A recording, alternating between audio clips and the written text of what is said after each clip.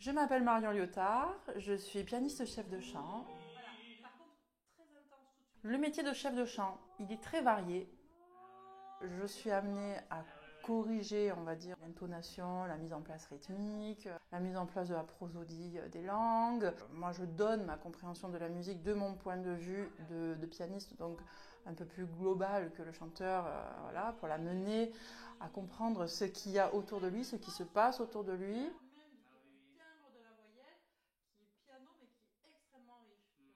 Je rentre après plus dans le sens du texte, dans le sens des sons de texte aussi, quand c'est des langues étrangères, où on peut déjà faire passer du sens avec la sonorité des langues, et puis le sens vraiment de la langue, sans compter quand c'est des rôles d'opéra, de comprendre qui est le personnage, le contexte de l'œuvre. Quand on est chanteur, il faut s'entourer d'une équipe. Et la chef de chant est très importante dans l'élaboration et dans le travail, justement, pour préparer le moment où on va se retrouver sur scène à chanter. Le rôle du chef de chant, c'est ça, c'est d'aller au-delà et de donner un sens à toutes ces petites notes qui se trouvent par-ci par-là. Les chanteurs m'ont donné l'idée du projet qu'on a mis en place par la suite avec mon mari quand le Knipal s'est arrêté. Depuis un an, je suis dans ce magnifique local où je me sens mais vraiment comme chez moi, où je me sens hyper bien, où je pense que les chanteurs se sentent très très bien aussi.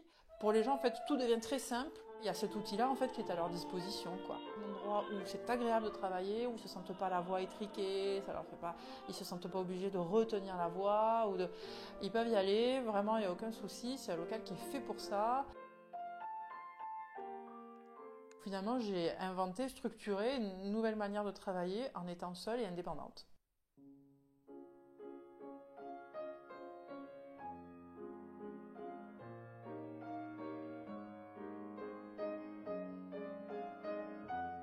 Il y a cette thématique des femmes compositrices qui m'a jamais quittée finalement depuis ma maîtrise. J'ai réalisé à 20 ans que je ne savais même pas qu'il y avait des compositrices qui existaient. Donc ça m'a beaucoup intéressée de faire ce travail-là. Que ce soit des compositrices un peu plus connues comme Fanny Mendelssohn, Clara Schumann, ou alors vraiment des gens qui sont beaucoup plus inconnus, Mel Bonis ou Augusta Holmes.